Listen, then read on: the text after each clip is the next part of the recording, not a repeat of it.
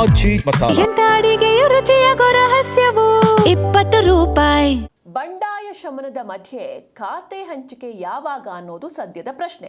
ಪ್ರಮಾಣ ವಚನ ಸ್ವೀಕರಿಸಿ 2 ದಿನ ಆಯಿತು, ಆದರೂ ಕೂಡ ಇನ್ನೂ ಖಾತೆ ಹಂಚಿಕೆ ನಡೆದಿಲ್ಲ.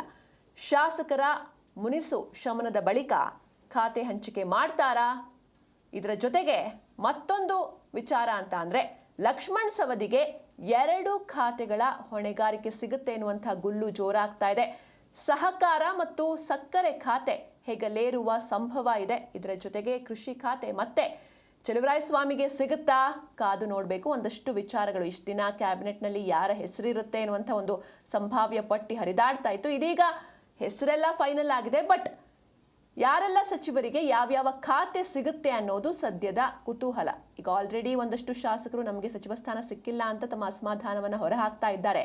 ಈ ಸಂದರ್ಭದಲ್ಲೇ ಮತ್ತೆ ಇಷ್ಟು ಬೇಗ ಖಾತೆಯನ್ನ ನೀಡಿದ್ರೆ ಮತ್ತೆ ಅದರ ವಿಚಾರವಾಗಿಯೂ ಕೂಡ ಅಸಮಾಧಾನ ಭುಗಿಲೇಳುವಂತಹ ಸಾಧ್ಯತೆ ಇದೆ. ಹೀಗಾಗಿ ಶಾಸಕರ ಮುನಿಸು ಶಮನದ ಬಳಿಕ ಖಾತೆ ಹಂಚಿಕೆಯನ್ನ ಮಾಡಲಾಗುತ್ತೆ.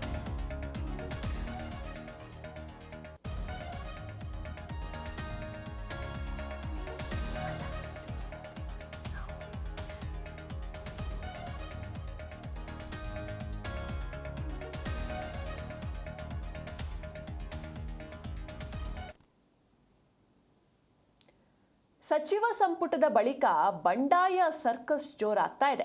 ಶಾಸಕರ ಮುನಿಸು ಶಮನಕ್ಕೆ ಸಿಎಂ ಡಿಕೆ ಶಿವಕುಮಾರ್ ಟ್ರೈ ಮಾಡ್ತಾ ಇದ್ದಾರೆ. ಈ ಸಂದರ್ಭದಲ್ಲಿ ಸಚಿವ ಮುನಿಯಪ್ಪ ಬದಲು ಮಗಳಿಗೆ ಭಾಗ್ಯವನ್ನ ನೀಡ್ತಾರಾ ಅನ್ನೋದು ಸದ್ಯದ ಪ್ರಶ್ನೆ. ಕೋಲಾರ ಜಿಲ್ಲಾ ಪ್ರಾತಿನಿಧ್ಯ ಕಲ್ಪಿಸೋದಕ್ಕೆ ಚಿಂತನೆ ನಡೀತಾ ಇದೆ.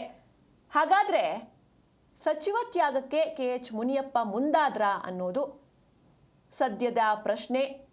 ದಲಿತ ಎಡಗೈ ಮಹಿಳಾ ಕೋಟ ರೂಪಕಲಾಗೆ ಲಕ್ಕಿದೆಯಾ? ಅವರಿಗೆ ಈ ಭಾಗ್ಯ ಸಿಗುತ್ತಾ? ಕಾದು ನೋಡಬೇಕು. ಹಾಗೆ ಉಳಿದ 1 ಸಚಿವ ಸ್ಥಾನ ಉತ್ತರ ಕರ್ನಾಟಕದ ಪಾಲಾಗುತ್ತೆ. ಕುರುಬ ಕೋಟಾದಲ್ಲಿ ಶಿವಣ್ಣನವರಿಗೆ ಸಚಿವ ಸ್ಥಾನ ಸಿಗುವಂಥ ಎಲ್ಲ ಸಂಭವ ಇದೆ. ಹಾಗೆ ದಲಿತ ಎಡಗೈ ಕೋಟ ಮಹಿಳಾ ಕೋಟಾದಲ್ಲಿ ಕೆಜಿಎಫ್ ಶಾಸಕಿಗೆ ಅದೃಷ್ಟ ಒಲಿಯತ್ತಾ? ಕಾದು ನೋಡಬೇಕು. ಡಿಕೆ ಶಿವಕುಮಾರ್ ಒಂದಷ್ಟು ಹೊಸ ಐಡಿಯಾಗಳನ್ನು ಮಾಡ್ಕೊಂಡಿದ್ದಾರೆ. ಹೀಗಾಗಿ ಏನಾಗುತ್ತೆ ಮುಂದಿನ ದಿನಗಳಲ್ಲಿ ಕಾದು ನೋಡಬೇಕಾಗತ್ತೆ.